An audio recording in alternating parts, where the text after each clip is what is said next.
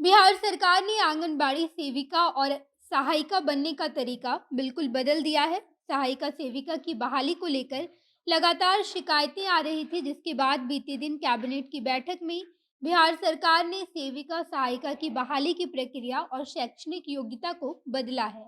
और अब बिल्कुल नए तरीके से आंगनवाड़ी में सेविका और सहायिका की बहाली की जाएगी। नए नियम के मुताबिक केवल 12वीं पास ही सेविका बन सकती है और 10वीं पास सहायिका, और इसके साथ साथ इनकी उम्र सीमा को भी बदला गया है।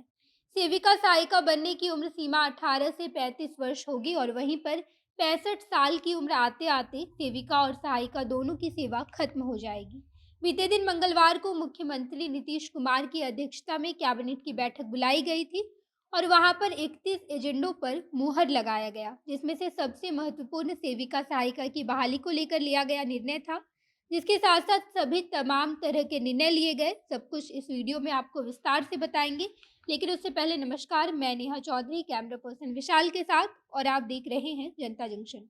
बीते दिन मंगलवार को मुख्यमंत्री नीतीश कुमार की अध्यक्षता में जब कैबिनेट की बैठक बुलाई गई, तो वहां पर 31 एजेंडों पर निर्णय लिया गया। उसके बाद कैबिनेट के मुख्य सचिव डॉक्टर एस सिद्धार्थ ने बताया कि अब हमने सहायिका की न्यूनतम शैक्षणिक योग्यता को बदलकर 8वीं से 10वीं तक कर दी है, तो वहीं सेविका की न्यूनतम योग्यता मैट्रिक की जगह अब इंटरमीडिएट होगी। इसके साथ साथ वैसे अभ्यर्थी को पहले चुना जाएगा जिनके पास सबसे ज्यादा क्वालिफिकेशंस है। इन दोनों पदों पर जब भी खाली स्थान होगा तो जिला पर ही इसके लिए विज्ञापन भी निकाले जाएंगे, और इसके साथ साथ डीडीसी की अध्यक्षता में एक कमेटी की गठन की जाएगी, और उस बैठक में मेरिट लिस्ट के आधार पर सहायिका और सेविका की बहाली की जाएगी। जिसके पास ज्यादा क्वालिफिकेशंस होंगे उन्हें प्राथमिकता दी जाएगी, और अगर दो अभ्यर्थियों की शैक्षणिक योग्यता एक जैसी होती है तो ऐसी स्थिति में दोनों अभ्यर्थियों की मार्कशीट पर मार्क्स को देखते हुए चयन किया जाएगा।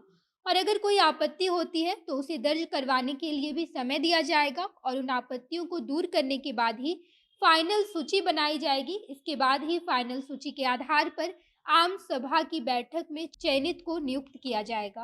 हालांकि नियुक्ति जिला के डीएम साहब ही करेंगे। साथ साथ सेविका और सहायिका बनने के लिए महिलाओं को उसी वार्ड का होना सबसे ज्यादा जरूरी है। बैठक में ये भी निर्णय लिया गया कि पटना स्मार्ट सिटी योजना के लिए जो राशि अनुदान करने की स्वीकृति दी गई थी, अब उसे घटा दिया गया है। पहले स्मार्ट सिटी योजना के लिए प्रशासनिक स्वीकृति की राशि 2776 करोड़ रुपए थी, लेकिन अब उसे घटाकर 982 करोड़ 50 लाख कर दिया गया है। कैबिनेट में ये भी बताया गया कि अब लौह पुरुष सरदार वल्लभ भाई पटेल की पुण्यतिथि पर हर साल 15 दिसंबर को पटना में राजकीय समारोह आयोजित किया जाएगा। यानी कि ये निर्णय आने वाले हर साल के लिए होगा, जिसे मंगलवार को कैबिनेट की बैठक में स्वीकार किया गया। कैबिनेट की बैठक में ये भी कहा गया कि दुष्कर्म और पॉक्सो एक्ट के लिए 54 विशेष न्यायालय बनाए जाएंगे, जहां पर 432 पदों पर नियुक्ति निकाली जाएगी।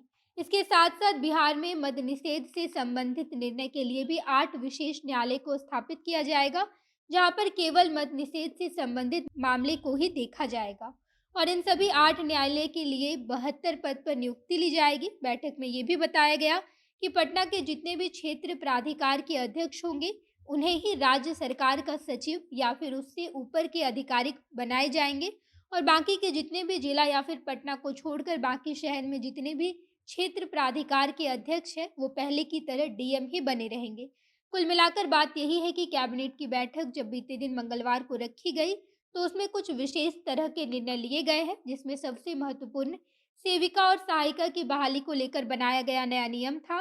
इसके साथ साथ शराबबंदी और पॉक्सो एक्ट के लिए अलग से न्यायालय भी बनाया जा रहा है, जहां पर नियुक्ति भी निकाली जाएगी। बाकी कैबिनेट में लिए गए इन फैसलों के बारे में आप क्या सोचते हैं, कमेंट बॉक्स में बताइएगा। आगे की तमाम खबरों के लिए जनता जंक्शन देखते रहिए। धन्यवाद।